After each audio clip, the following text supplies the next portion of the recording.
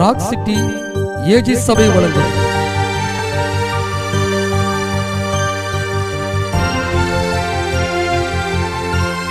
கிருபையும் சத்தியமும்.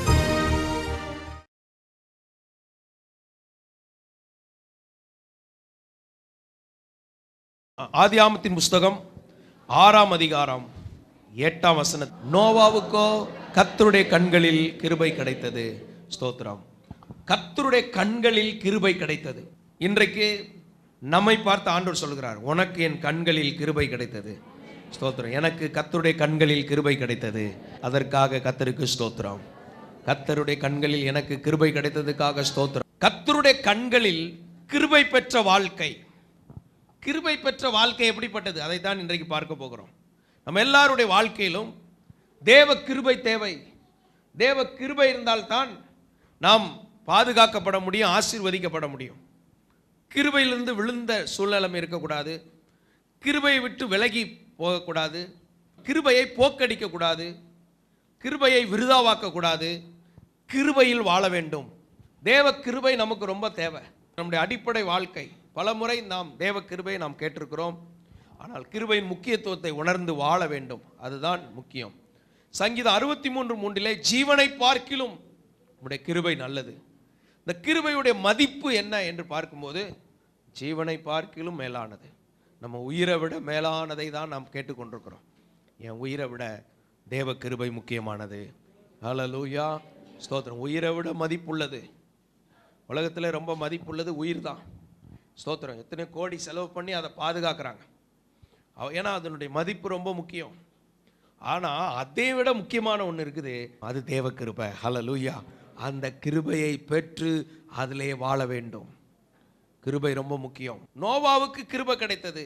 9ஆம் வசனத்திலே நோவா தன் காலத்தில் இருந்தவர்களுக்குள்ளே நீதிமானாயிருந்தான், உத்தமனாயிருந்தான், தேவனோடு சஞ்சரித்து கொண்டிருந்தான். அப்போ இதனுடைய அடிப்படை விஷயம் என்னவென்று பார்த்தால், அவன் தேவனோடு சஞ்சரித்து கொண்டே இருந்தான். தேவனோடு உள்ள உறவு ஒரு மனிதனை உத்தமனாய் மாற்றுகிறது. தேவனோடு உள்ள உறவு ஒரு மனிதனை தன் காலத்தில் இருந்தவர்களுக்குள்ளே உத்தமனாயும் அவனை நீதிமானாக ஆண்டவர் காண்பதற்கு அது ஏதுவாக இருந்தது. அதனால் தேவனோடு அனுதின உறவு ரொம்ப முக்கியம். காலையிலே அவர் நம்மை கிருபை பெற பண்ணுகிறார். சத்தியத்தை கொண்டு நம்மோடு பேசுகிறார், நம்மை சரிப்படுத்துகிறார். அனுதினமும் தேவன் நம்மோடு இருக்கிறார். நல்ல வாக்கு தத்தத்தை கொடுத்திருக்கார். நான் உன்னை விட்டு விலகுவதும் இல்லை, உன்னை கைவிடுவதும் இல்லை. இதுதான் ரொம்ப ஆபத்தான வாக்கு தத்தம் என்று ஒரு போதகர் சொன்னதை நான் கேட்டிருக்கிறேன். ரொம்ப ஆபத்தான வாக்கு தத்தம். எப்பவுமே எங்கே இருப்பார்? கூடவே இருப்பார். ஆலயத்துக்கு வரும்போது மட்டும்தான் கூட இருப்பார் இல்லை, எல்லா நேரத்துலையும் கூட இருப்பார். தனிமையான நேரங்களில் கூட இருப்பார். ஆஃபீஸில் இருக்கும்போது கூட இருப்பார். பிரயாணங்களில் கூட இருப்பார்.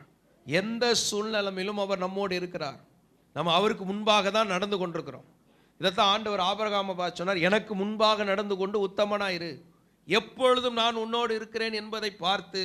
எப்பொழுதும் போதகர் உடன் இருப்பதில்லை, தகப்பன் தாய் எப்பொழுதும் உடன் இருப்பதில்லை, கணவனோ மனைவியோ எப்பொழுதும் உடன் இருப்பதில்லை, பிள்ளைகள் எப்பொழுதும் உடன் இருப்பதில்லை. எப்பொழுதும் அவர்தான் நம்மோடு இருக்கிறார். நம்முடைய எல்லா பகுதிகளையும் கவனித்திருக்கிறார். இதை உணர்ந்து வாழ வேண்டும். ஹல்லேலூயா. அப்படிப்பட்ட கிருபையை கர்த்தர் நமக்கு தர விரும்புகிறார். ஆனால் நோவாவுக்கு கர்த்தருடைய கண்களில் கிருபை கிடைத்ததுனால என்ன நடந்துச்சு? அன்றைய உலகத்திலே நியாயத்தீர்ப்பு வந்தது, அழிவு வந்தது. ஆனால் நோவாவை கர்த்தர் பாதுகாத்தார். 6ஆம் அதிகாரம் 22ஆம் வசனத்திலே நோவா அப்படியே செய்தான். தேவன் தனக்கு கட்டளையிட்டபடியெல்லாம் அவன் செய்து முடித்தான். 7ஆம் அதிகாரம் 5ஆம் வசனத்திலே நோவா தனக்கு கர்த்தர் கட்டளையிட்டபடியெல்லாம் செய்தான். கர்த்தர் என்ன சொன்னாரோ அப்படியெல்லாம் செய்து முடித்தான். அப்போ நோவாவுக்குள்ள ஒரு கீழ்ப்படிதல் இருந்தது. ஆதாமுக்குள்ள ஏவாளுக்குள்ள இல்லாதது நோவாவுக்குள்ள வந்தது. என்றைக்குமே நம்முடைய வாழ்க்கையில் இருக்க வேண்டியது கீழ்ப்படிதல். தேவனுக்கு கீழ்ப்படிங்கள், பிசாசுக்கு எதிர்த்து நில்லுங்கள். மரண பரியந்தம் கீழ்ப்படிந்தவராகி தம்மை தாமே தாழ்த்தினார். கீழ்ப்படிவதிலே தாழ்மை இருந்தால் தான் கீழ்ப்படிய முடியும். தாழ்மை உள்ளவர்கள் கீழ்ப்படிவார்கள். இயேசு தம்மை தாமே தாழ்த்தினார், கீழ்ப்படிந்தவராகவே இருந்தார். ஸ்தோத்திரம். கீழ்ப்படுகிறவர்கள் தாழ்மை உள்ளவர்கள். எனவே இவைகள் அங்கே இருந்தது. நோவா கீழ்ப்படிந்தார். இதனால என்ன நடந்தது? அந்த காலத்திலே தேவன் பூமியிலே செய்ய நினைத்த தம்முடைய திட்டத்தை நோவாவை கொண்டு செய்து முடித்தார். இன்றைக்கு கர்த்தருடைய கண்களில் நமக்கு கிருபை கிடைக்கும் போது நம்மை கொண்டு தேவ திட்டத்தை கர்த்தர் நிறைவேற்றுவார்.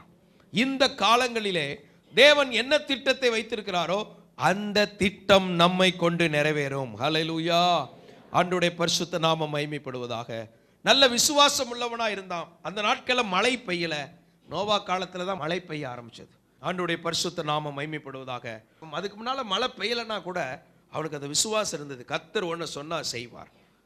எபிரேயர்ல சொல்லப்பட்டிருக்கு, நோவா தற்காலத்தில் காணாதவைகளை பற்றி தேவ எச்சரிப்பு பெற்றான். தேவனுடைய எச்சரிப்பை பெற்றான்.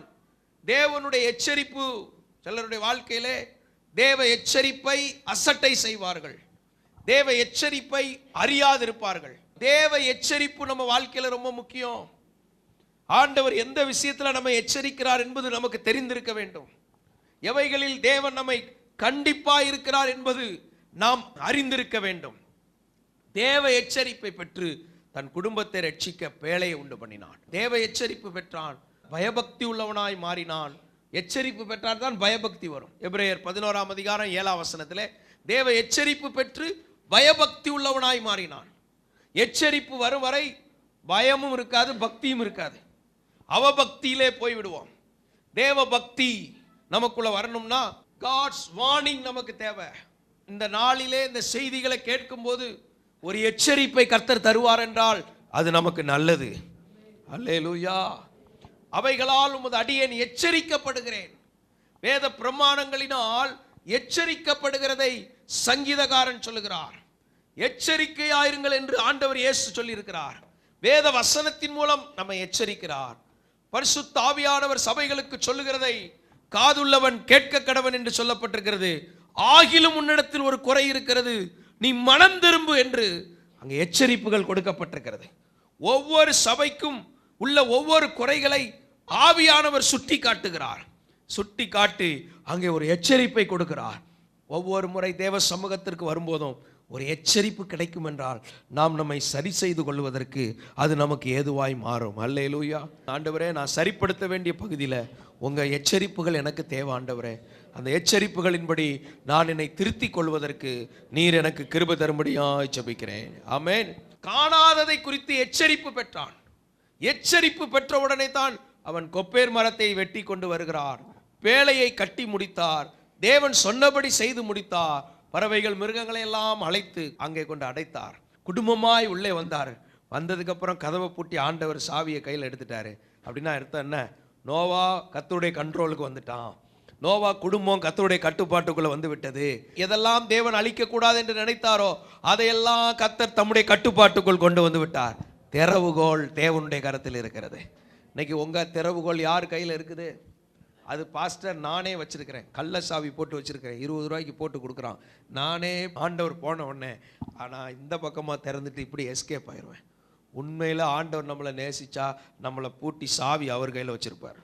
சாவி உங்கள் கையில் இருக்குன்னா சிக்கல் தான். நான் கர்த்தரிடத்தில் ஒப்புவித்ததை அவர் அந்நாள் வரை காத்து கொள்ள வல்லவராய் இருக்கிறார். நம்முடைய வாழ்க்கையை கர்த்தர் எங்கே வைக்க வேண்டுமோ அங்கே வைத்து அடைத்து தான் வைப்பார். யோசேப்புடைய பிராணனை இரும்புக்குள் அடைத்து வைத்திருந்தார். கர்த்தர் அப்படிதான் கண்ட்ரோல் பண்ணார். சில வேளைகளில் ஆண்டவர் நம்மை சிறைப்பிடித்து வைத்திருப்பது போல் தெரியும். ஆனால் அதுதான் பாதுகாப்பான இடமாய் தேவன் உணர்ந்தபடினால் நம்மை பாதுகாத்தார். அல்லேலூயா. மோசே ஆண்டவர் அங்கே பார்வோனுடைய அரண்மனைக்குள்ளே வைத்து பாதுகாத்து வளர்த்தார். ஆண்டவருடைய நாமம் மகிமைப்படுவதாக. இப்படி தேவன் நம்மை அவர் வைத்து பாதுகாத்து வளர்க்கிற தேவனாயிருக்கிறார். ஸ்தோத்திரம். தேவனுடைய கிருபைக்குள் செட்டைக்குள் வாழ நாம் பழக வேண்டும். கர்த்தர் அந்த கிருபைகளை நமக்கு தருவாராக. மனிதன் குறைவுள்ளவன். எனவே தேவனுடைய கட்டுப்பாட்டுக்குள் இருந்தால்தான் நாம் சரியாக இருக்க முடியும்.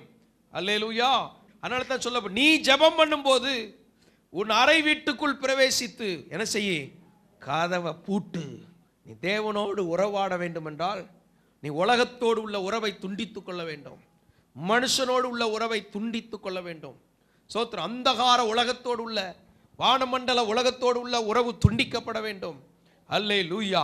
இன்டர்நெட் உலகத்தோடு உள்ள தொடர்பு துண்டிக்கப்பட வேண்டும். அறை கதவு பூட்டப்பட வேண்டும். பூட்டப்பட்ட இடத்திற்குள் அவர் தம்முடைய பாதுகாப்பை கர்த்தர் வைத்திருக்கிறார். இன்றைக்கு இதை போலத்தான் சபையாகிய பேழைக்குள் நம்மை கர்த்தர் வைத்து பூட்டி சாவி அவர் கையில வைத்திருக்கிறார். அல்லேலூயா. கரம் சிரம் புறம் நீட்டாதே. ஆண்டவர் நம்மை அடைத்து வைத்திருப்பது நம்மை ஆசீர்வதிப்பதற்காகத்தான், நம்மை பாதுகாப்பதற்காக தான். வெளியிலே பெரிய வெள்ளம் இருக்கிறது, வெளியிலே பெரிய நியாய தீர்ப்பு இருக்கிறது, வெளியிலே பெரிய அழிவு இருக்கிறது, வெளியிலே புலம்பல் இருக்கிறது, வெளியிலே கதறல் இருக்கிறது, வெளியிலே தேவ கோபம் இருக்கிறது. ஆனால் அப்படிப்பட்ட பெரிய கோபத்திற்கு தப்புவதற்கும் அவர் நம்மை அடைத்து வைத்திருக்கிறார் பாதுகாப்பான இடத்திற்குள்.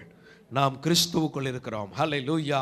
நாம் இயேசுவின் இரத்தத்திற்குள் இருக்கிறோம், நாம் சத்தியத்துக்குள் இருக்கிறோம், காக்கப்படுகிறோம். ஆமென். இதை விட்டு விலகக்கூடாது, இதுல உறுதியா இருக்கணும், இதுல நிலைத்து இருக்கணும், இந்த கிருபையில வளரணும். கர்த்தர் நம்மை ஆசீர்வதிக்க சித்தம் வைத்திருக்கிறார். அப்ப இப்படி எல்லாம் கிருபை கிடைத்ததுனால தான் நடக்குது. நமக்குன்னு ஒரு வேலையை கொடுக்கிறார். மற்றவங்க எல்லாம் வேலை இல்லை, வேடிக்கை பார்க்கிறார்கள். ஆனால் வேலைக்குள் இருக்கிறவனுக்கு வேலை கொடுத்தார். அவன் தான் மரம்லாம் வெட்டிட்டு வந்தார். மற்றெல்லாம் உலகமே வேடிக்கை பார்க்குது. இன்றைக்கு நீங்கள் செய்கிற சில காரியங்களை உலகம் வேடிக்கை பார்த்து கொண்டிருக்கலாம், சுற்றி உள்ளவர்கள் வேடிக்கை பார்த்து கொண்டிருக்கலாம். ஒரு நாள் வரப்போகிறது, நாம் செய்தது சரி என்று கர்த்தர் காண்பிப்பார். ஹல்லேலூயா. எல்லாம் வேடிக்கை பார்த்து பரியாசம் பண்ணி கேலி கிண்டல்கள், மற்ற வீண் பேச்சுகள், தேவையில்லாத விமர்சனங்கள் பேசாம இந்த நோவா சும்மா இருந்திருக்கலாம்ல. இந்த நோவாவுக்கு என்ன ஆச்சு, தலையில மூளையில எதுவும் பிரச்சனை ஆச்சா என்றெல்லாம் யோசித்திருக்கலாம். ஆனாலும் எந்த பரியாசத்தையும் எதையும் பற்றி நோவா கவலைப்படவில்லை. கர்த்தர் சொன்னதை செய்தார். ஒரு நாள் வந்தபோது தான் தெரிந்தது, நோவாவுடைய பேழை மிதந்தது. எவ்வளோ பெரிய பிரச்சனை வந்தாலும் சரி, தேவ சபை அதுக்கு மேலே மிதக்கும். மூழ்காத கப்பல் தேவ சபை மாத்திரம்தான். ஆண்டுடைய பரிசுத்த நாம மைமைப்படுவதாக. டைட்டானிக் கப்பல் ஓனர் சொன்னார், அந்த ஆண்டவனே நினைச்சா கூட இந்த கப்பலை ஒன்றும் பண்ண முடியாதுன்ட்டு. பெரிய சொகுசு கப்பல், உலகத்திலே பல கோடி ரூபாய் செலவு பண்ணி கட்டப்பட்ட ரொம்ப ரொம்ப பெரிய சொகுசு கப்பல். ஆனால் பிரயாணத்திலே காலி ஆயிடுச்சு. ஆனால் இன்றைக்கு உங்களை என்னையும் பரலோகத்தின் தேவன் பிடித்து வைத்து அடைத்து வைத்திருக்கிறார். அவருடைய சபைக்குள்ள, அவருடைய சத்தியத்துக்குள்ள, அவருடைய ஊழியக்காரருடைய பராமரிப்புக்குள்ள வைத்து ஆண்டவர் பாதுகாத்து வைத்திருக்கிறார். ஏகாய் வசம் எஸ்தரை கொடுத்து பாதுகாத்தவர் உங்களை அப்படிதான் ஒரு பொறுப்பான இடத்துல பாதுகாத்து வைத்திருக்கிறார். உங்களை பராமரித்து, இங்கே சுத்திகரிப்புகள் இருக்கிறது. ஒரு நாள் ஒரு ராஜாவை சந்திக்க வேண்டும். அது வரைக்கும் பல்வேறு வகையான சுத்திகரிப்பின் உபதேசங்கள் வரும். ஒவ்வொரு 6 மாதங்களிலும் அடுத்தடுத்த சுத்திகரிப்பு வருகிறது. ஒரு நாள் வரும், ராஜாதி ராஜாவை காணக்கூடிய நாள் வரும். அது வரைக்கும் தேவன் இந்த சபைக்குள்ளே வைத்து சுத்திகரிப்பின் உபதேசத்தை நாம் கேட்கிறோம். அநேக உபதேசங்கள் நம்மை சுத்திகரித்து கொண்டே இருக்கும், நம்மளை சரிப்படுத்தி கொண்டே இருக்கும். ஆராதித்து போகும்போது ஒரு எச்சரிப்பு, அதன்படி நாம் மாறுகிறோம். நம்முடைய வாழ்க்கையை நீதிமானாதி மாற்றுகிறது. முதல் ஆசீர்வாதம் என்னன்னு பார்த்தீங்கன்னா, தேவ திட்டத்தில் நம்மை கர்த்தர் பயன்படுத்துவார். தேவ திட்டத்தில் நம்முடைய பங்கு உண்டு. ஸ்தோத்திரம். பக்கத்தில் சொல்லுங்க, தேவ திட்டத்தில் சிறந்த பங்கை கர்த்தர் உங்களுக்கு வைத்திருக்கிறார். எத்தனை பேர் நம்புறீங்க? நெகேமியா அலங்கத்தை கட்ட புறப்படும் போது எல்லாரையும் அழைத்து கொண்டு போகிறார். ஒரு டீம் ஒர்க் நடக்கிறது. ஒவ்வொருத்தரும் ஒவ்வொரு வாசல்கள் கொடுக்கப்படுகிறது. அந்தந்த கோத்திரமா புறப்பட்டு போய் எல்லாம் 12 வாசல்கள் பொறுப்பெடுத்து கட்டுறாங்க பாருங்க. 52 நாளில் கட்டி முடிச்சாச்சு. அதனால தான் கர்த்தர் உங்களை அங்கே கொண்டு வந்திருக்கிறாரு. உங்களுக்குன்னு ஒரு பொறுப்பு இருக்குது, உங்கள் குடும்பத்துக்குன்னு ஒரு பொறுப்பு இருக்குது. நீங்கள் கட்ட வேண்டிய அந்த அலங்கத்தின் அந்த குறிப்பிட்ட பகுதியை கர்த்தர் உங்களை கொண்டு கட்ட விரும்புகிறார். ஹல்லேலூயா. இதை உணர்ந்து கொள்ளணும். இது பரலோக திட்டம், இது தேவ ரகசியம். இந்த தேவ திட்டத்தில் நம்மை கர்த்தர் பயன்படுத்த விரும்புகிறார், பங்கு கொடுக்க விரும்புகிறார், பராமரிக்க விரும்புகிறார். அல்லேலூயா. எந்த சூழ்நிலைமை இருக்கலாம், சன்பலா, தொபியா, அஸ்தரோத்தியர், அரேபியர்கள் எத்தனை பேர் சேர்ந்து வந்தாலும் சரி, ஆலங்கம் கட்டப்பட்டது. ஆமென். தடைகளை தாண்டி அலங்கம் கட்டப்படும். அநேக தீங்கு வந்தது, பரியாசம் பண்ணாங்க, நிந்தித்தாங்க, விரோதிச்சாங்க. சிலர் கழுத்தை கொடுக்கல, சிலர் வேலைக்கு அவர்கள் விலகி போனார்கள், சிலர் எரிச்சல் உண்டாக்கினார்கள், கோபித்து கொண்டார்கள், அற்பமா எண்ணினார்கள். இவர்களெல்லாம் பலியிடுவார்களா, இவர்கள் முடித்து விடுவார்களோ என்று சொன்னார்கள். மிகவும் எரிச்சல் அடைந்து யுத்தம் பண்ண வந்தார்கள், கட்டுப்பாடு பண்ணினார்கள்.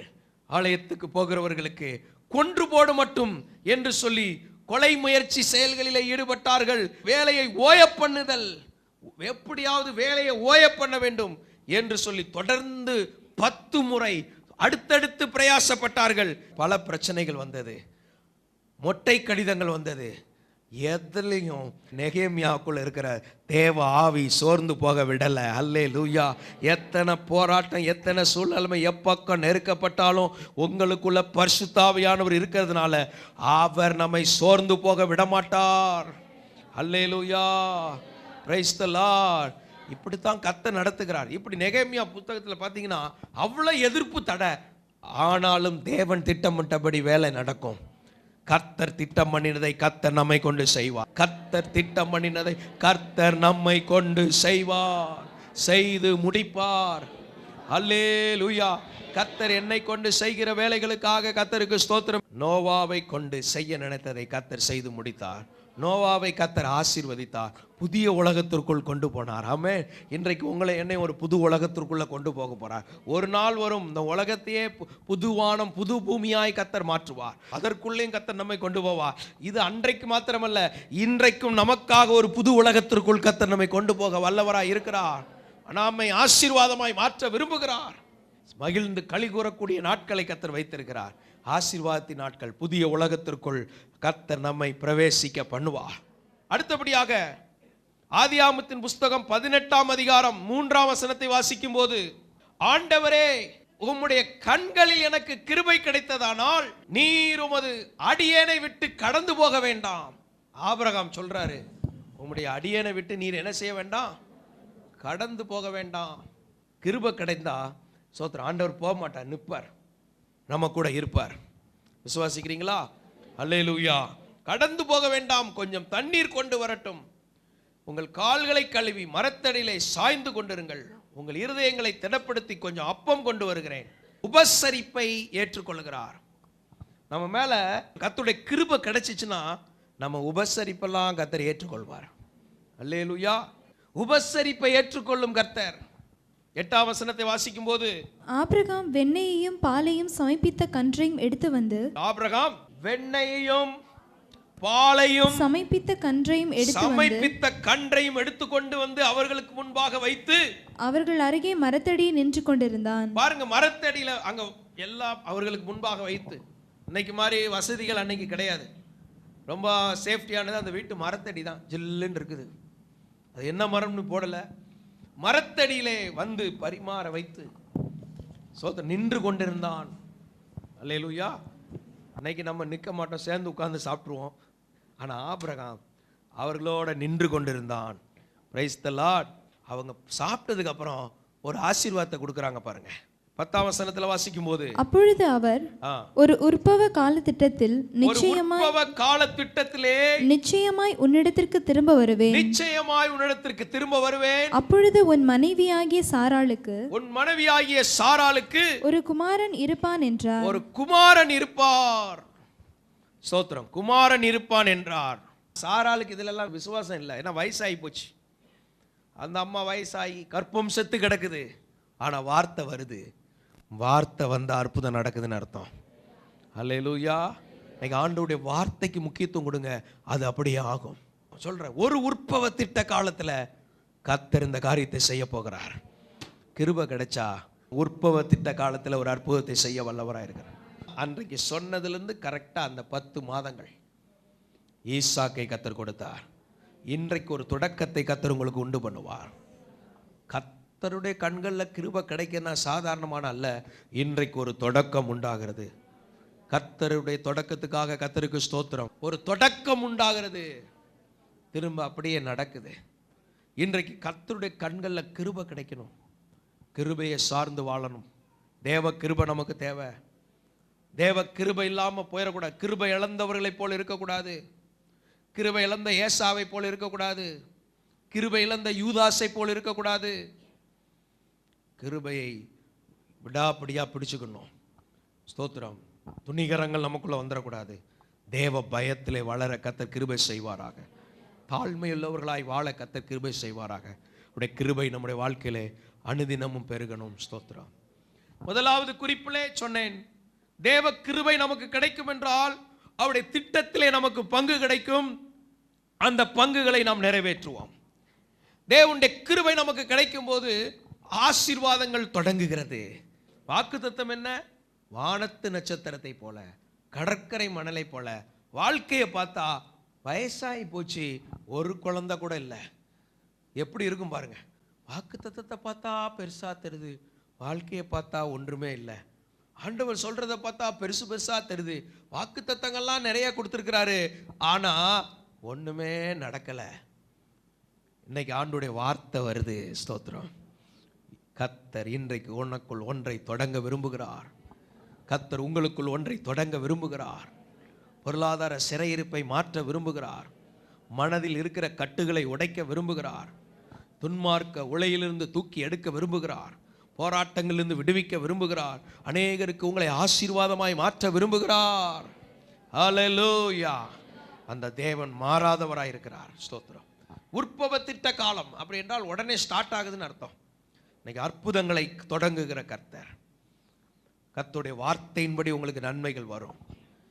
ஆதியாகமத்தின் புஸ்தகம் 39ஆம் அதிகாரம் 21ஆம் வசனத்தை வாசிக்கும் போது, கர்த்தர் யோசேப்போடே இருந்து அவன் மேல் கிருபை வைத்து சிறைச்சாலை தலைவனுடைய தயவு அவனுக்கு கிடைக்கும்படி செய்தார். சிறைச்சாலை தலைவனுடைய தயவு கிடைக்கும்படி செய்தார். கிருபை எப்படிலாம் கிடைக்கும் பாருங்க. ஆண்டவர் பெரிய பெரிய சொப்பனத்தெல்லாம் கொடுத்திருந்தார். சூரியனும் சந்திரனும் 11 நட்சத்திரங்களும் வணங்கினதெல்லாம் கண்டார். 11 அரிக்கட்டுகள் விழுந்து கிடந்ததை கண்டார். ஒரு அரிக்கட்டு தான் நிமிர்ந்து நின்னது. ஆனா நடந்ததை பார்த்தா இந்த அரிக்கட்டு தான் விழுந்து கிடந்த மாதிரி. லைஃப்ல குழியில விழுந்து கிடந்தது, விற்பனையாக்கப்பட்டது, குற்றம் சாட்டப்பட்டது, சிறைச்சாலையில தள்ளப்பட்டது. இது நிமிர்ந்து நிற்கிற அரிக்கட்டா? ஆண்டவர் வாக்குத்தத்தம் கொடுத்தா அதுக்கு விரோதமாவே எல்லாம் நடக்கிற மாதிரி தெரியும். ஹல்லேலூயா. என்ன சம்பந்தமே இல்லாத நடக்கு. ஸ்தோத்திரம். பின்னாலதான் சம்பந்தப்படுத்தி காமிப்பார் ஆண்டவர். வாக்குத்தத்தெல்லாம் நல்லா இருக்கு, உள்ள பார்த்தா நான் நிமிர்ந்து நிற்கும் அரிக்கட்டு, நடக்கிறத பார்த்தா இது சிறைச்சாலைக்குள்ள இருக்குது. ஆனா ஆண்டவர் எல்லா இடத்துலையும் இந்த அரிக்கட்டை நிமிர்ந்து நிற்க தான் வைத்தார். அல்லேலூயா. போத்திப்பார் வீட்டில் பரிசுத்தத்தில் நிற்க வைத்தார்.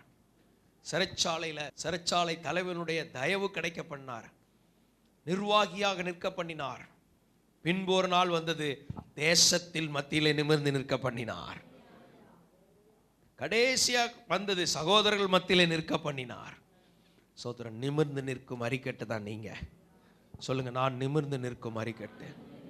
அல்லேலூயா. சோதரன், கர்த்தர் இந்த அபிஷேகத்தை நம்ம மேல வைத்திருக்கிறார். நமக்குள்ள இயேசு இருக்கிறார். நீங்கள் நிமிர்ந்து நிற்கும் அரிக்கட்டு. இந்த தீர்க்க தரிசனத்தை சொல்லுங்க, மற்றவர்கள் உயிர்ப்பிக்கப்படுவார்களாக. நீங்கள் நிமிர்ந்து நிற்கும் அரிக்கட்டு. அல்லேலூயா. ஸ்தோத்திரம். நிமிர்ந்து நிற்க பண்ணுவார். இது தேவனுடைய ஆசீர்வாதம். இது சிறைச்சாலைக்குள்ள கொண்டு போட்டாச்சு. கவலைப்படாதீங்க. மனுஷன் கொடுத்தது தீர்ப்பு இல்லை, தேவன் கொடுக்கிற தீர்ப்பு வருது கொஞ்ச நேரத்துல. மனுஷன் கொடுத்த தீர்ப்புல நீங்க குற்றவாளி.